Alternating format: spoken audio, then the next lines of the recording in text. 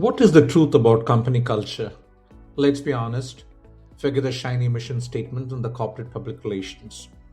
The formal culture, the rule books, the official charts, the posters on the wall, is mostly just an illusion.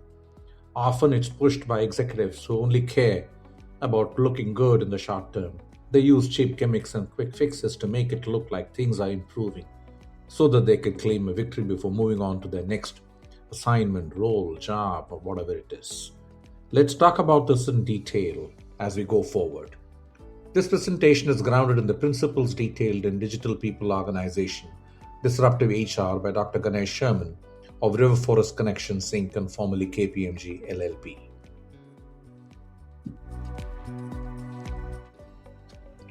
But beneath that fake surface is the real culture.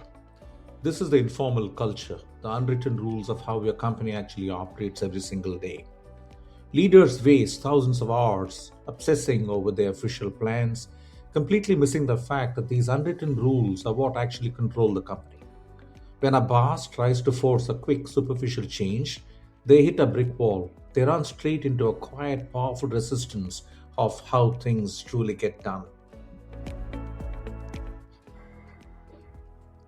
Here is an absolute rule of business. Whenever the official company rules fight against the unwritten habits of the employees, the unwritten habits will always win, every single time. You simply cannot write a policy document that's strong enough to defeat deep rooted human behavior. When leaders try to force changes that ignore this underground reality, they don't get a successful transformation.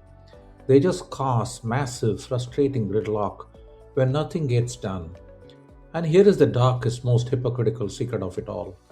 This hidden resistance doesn't just happen by accident, it's often created on purpose. The very same leaders who stand on stage preaching about teamwork and change are often the ones secretly funding the resistance. Behind closed doors, they gossip, play politics, and stab each other in the back.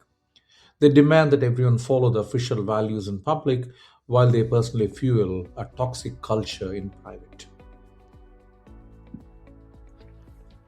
But can this undesirable culture be changed? Yes. Start with embracing the underground reality. To build a truly great workplace, you must first stop pretending that your posters and policy manuals equal your culture. True transformation starts by stepping out of the executive boardroom and actively listening to the unwritten rules of the flow. Instead of fighting the informal networks, leaders need to understand them.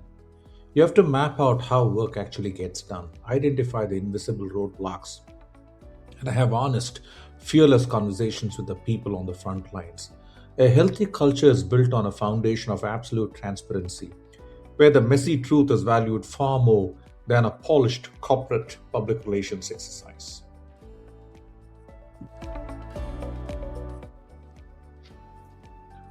Follow this through by aligning the systems and the streets.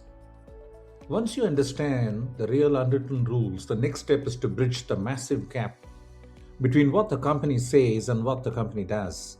You cannot simply demand that employees adopt a new vision. You have to redesign the environment so that the right behaviors happen naturally. This means aligning your rewards, your promotions, and your daily processes with your actual core values. If your stated goal is teamwork, you must stop completely rewarding the cutthroat lone wolves. When your formal rules finally support and reward the positive parts of the informal culture, the gridlock disappears and the real momentum begins.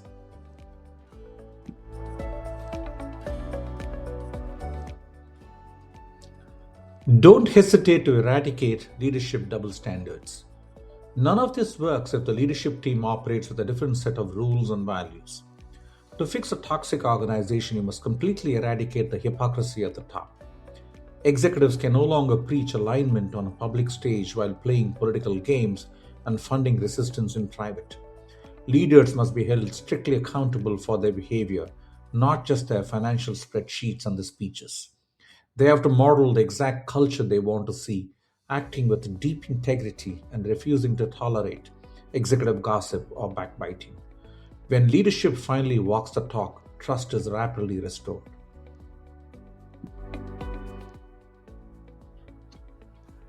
You have a basic responsibility to cultivate a living, safe community. Finally, creating an awesome culture is not a quick fix gimmick or a one time consulting project. It's a continuous living practice. A great place to work is cultivated day by day through consistent actions, genuine recognition, and real psychological safety.